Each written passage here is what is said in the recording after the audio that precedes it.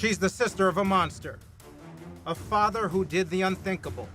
Locked himself inside a house with his 2 small children, then blew it up. And I just dropped off the children and he wouldn't let me in the door. And then he blew up the house and the kids. 2 years earlier, in a case that made national headlines, Josh Powell was suspected in the baffling disappearance of his wife, Susan. A mystery that left the entire country wondering what really happened to Susan Powell. I just remember going numb, sinking to the ground, just wondering what to do. Like, how do you deal with that? What do I do now? And now, after years of silence, Jennifer speaks out, only to Crime Watch Daily for the first time on national television, offering a shocking insight on how she turned against her own brother, working with the police in hopes of finding out the truth once and for all. I was just like, tell me where her body is. To all appearances, Josh and Susan Powell, along with their boys, Charlie 4 and Braden 2, are a normal, attractive young family living in West Valley City, Utah. But all is not well in the Powell household. I was surprised at how negative some aspects of their relationship were. Even at that time, had a lot of tension between them. Their marriage was already displaying signs of distress. Josh had controlling issues. Even Susan seems to know that she's in great danger. Did Susan ever write anything in her journal, a warning almost, something that would indicate her life was in jeopardy or she feared that her life would be in jeopardy? I found out that she had written what she called a will and testament, saying that she did fear for her life, and if she ever turned up dead, to come and talk to me, because I would know that it wasn't an accident. Susan even made this haunting home video expressing her fear. This is me, covering all my bases, making sure that if something happens to me or my family or all of us, that our assets are documented. And Josh felt the need to bust a hole in the wall. Hope everything works out and we're all happy and live happily ever after as much as that's possible. Then one morning, Jennifer gets news that immediately sends chills up her spine. My mom met me on the stairs with the phone in her hand, saying that the boys had never been dropped off to daycare. At that point, it was really concerning because Susan is extremely responsible. When they can't reach Josh or Susan on their cell phones, police break into their house with Jennifer close behind. I went into the bedroom and looked around. I saw across on the table under the window Susan's purse. There was her wallet, her keys, other things in there, and I was really concerned. One of the officers said, "He's cleaned the carpets, that's why the fans are going." And it suddenly just hit me. He's done something to her. Hours later, Josh reappears with the 2 boys, but no Susan. He says they went camping in a snowstorm after leaving Susan home alone. At this point, what are you thinking? And when he came home with the boys and without Susan, I was like, oh crap, this is not good. This is just confirmation that he's done something to her. Jennifer isn't the only one with deep suspicions. A friend who had seen Susan that night said Josh had cooked pancakes for dinner, and Susan grew very sleepy afterwards. She ended up going to bed early.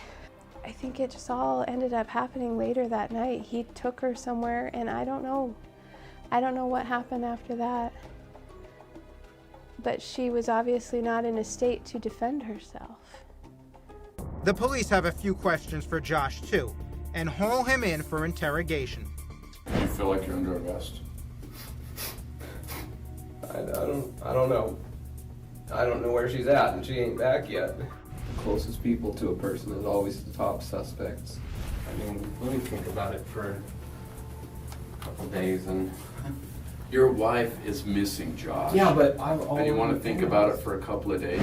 And one other thing. Your children are telling our detectives that Mom went with you guys last night and that she didn't come back. She was not with us. And if my kids said that, So your kids lie then? Do your kids lie? sometimes they do. A few days later, Josh takes the kids and moves in with his and Jennifer's father, Stephen Powell, in Puyallup, Washington. Were you bothered that the kids were now in the same house as your dad? I grew up with my dad, so I knew what kind of person he was. He had a pornography problem. So the fact that they were there in that environment was quite disturbing. She is certain that Josh, and possibly their father, knows what happened to Susan, and she is determined to find out by doing the unthinkable. Next, in a Crime Watch Daily exclusive, Jennifer reveals for the first time how she made the most frightening decision of her life. It suddenly occurred to me, I wonder if the police would back me up. Maybe I could get a wire. Trying to get her own family members to confess to murder. You just show up at the house unannounced, wearing a wire. It was the scariest thing I've probably ever done. Jennifer Graves is at the epicenter of an unfolding family tragedy that is only growing worse by the day. She fears that her brother Josh Powell has murdered his wife Susan, and she believes that her father Stephen Powell is in on it. It would be really great for him to just fess up. Now Josh has fled Utah with his and Susan's 2 young children to his father's home, hundreds of miles away in Washington state. But Jennifer is not going to let him off easy. She wants answers, and she will do anything to get them. It suddenly occurred to me, well, I wonder if the police would back me up. Maybe I could get a wire. Jennifer and her husband make the trip to Washington state in fear and trepidation, but determined to get the truth. And we went over to my dad's house that Friday night and confronted them. You just show up at the house unannounced, wearing a wire. It was the scariest thing I've probably ever done. The police are fully involved and undercover. They could hear everything that we said. They would have unmarked vehicles down the street, and they would have a helicopter circling. And I'm like, okay, so what are our key words in case anything goes wrong? He's like, let's just keep it simple. He's got a gun. Or help. After a long dinner, she finally corners Josh alone. What were you saying to him? Well, I began with, like, you know, I'm hearing rumors. Like, I think you're gonna get arrested soon. I mean, tell me what's going on. And then she just comes out with it. And I shoved him into the bathroom. And I was just like, tell me where her body is. Just tell me where her body is. We need to have a funeral. He wouldn't budge. He was so deadpan. There was no emotion. There was just nothing. She comes up empty, but police get a warrant to search her father's house. They don't find any evidence relating to Susan Powell, but what they find on Steve Powell's computer lands him in jail. They found all these discs and stuff of the little girls next door. He had taken a fair amount of video of them while they were bathing. Child Protective Services moves the boys out of the house to the home of Susan's parents. They become Charlie and Braden's foster parents. Charlie was an artist and a scientist. Kids in his first grade call him the scientist, so he was professor. And Charlie's being good. He's playing with his pumpkin. He goes in the bathroom. Braden, he said such nice things about, oh, I love you, Grandma. I'm so glad you're here. Did you throw that at me, Braden? No. He threw his arms around me and gave me a kiss. I was crying. It just felt so good to have him show some love. But still, they have to allow Josh to have visits with the boys in his new rented home. So Josh is a suspect still in the disappearance of Susan. Absolutely. Yet he's still given visitation rights to his children. He is the surviving parent, so they felt, yeah, the kid should be with their parent, even though that parent most likely was responsible for the spouse's, his wife's disappearance. But after cops also find pornographic images on his computer, Josh is ordered to take a psychosexual polygraph test. And he's not happy about it. His back was against the walls. He never wanted to be put in a position to actually answer questions about where Susan was and all that, so he had basically lost. And he knew that. But whenever he gets pushed, something bad happens. I told the police, Child Protective Service, everybody that if Josh felt cornered, he could kill the boys. But Josh has his rights, and they must be respected, no matter what anyone thinks. I remember that day before the social worker came to take the boys, and I knew something was going to happen bad. I told her how I felt, and she goes, "I can't do anything about it. I have to take the kids." And I had asked her, "Well, what can you do if something goes wrong?" "I can't do anything. All I can do is call 911.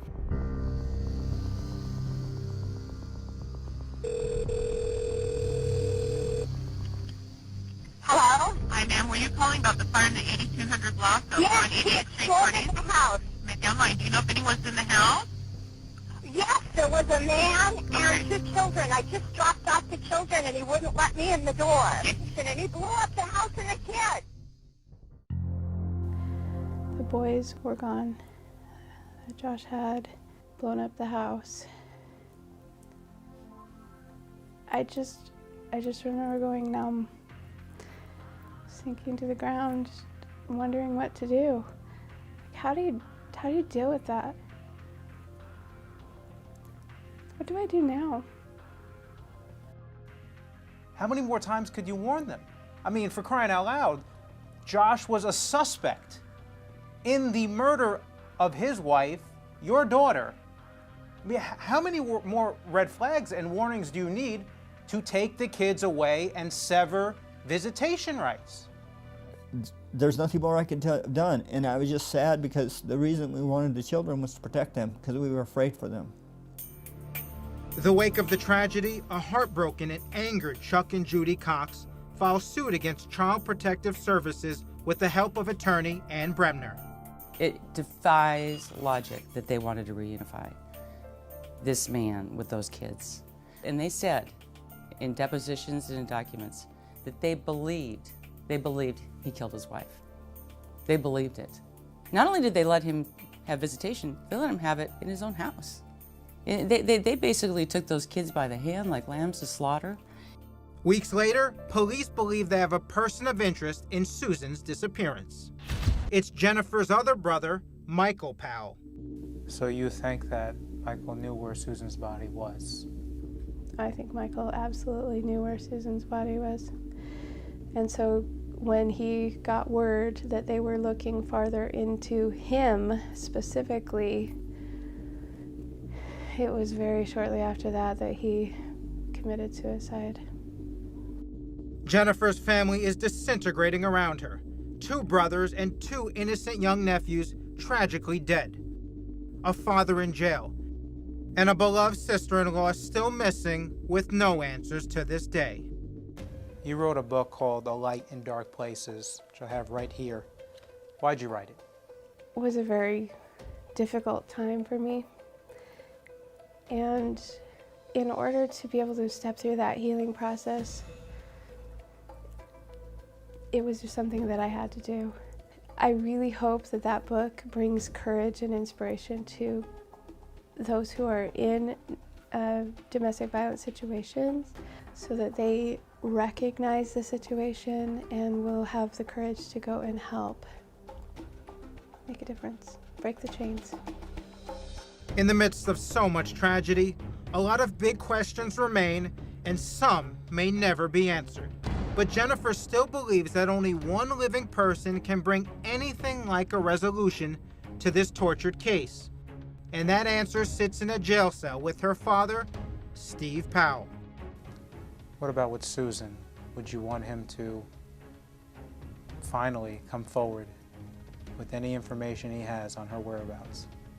If he does know where she is, and I think he does, it would be really great for him to just fess up. Let us know where her body is. Let's have some closure.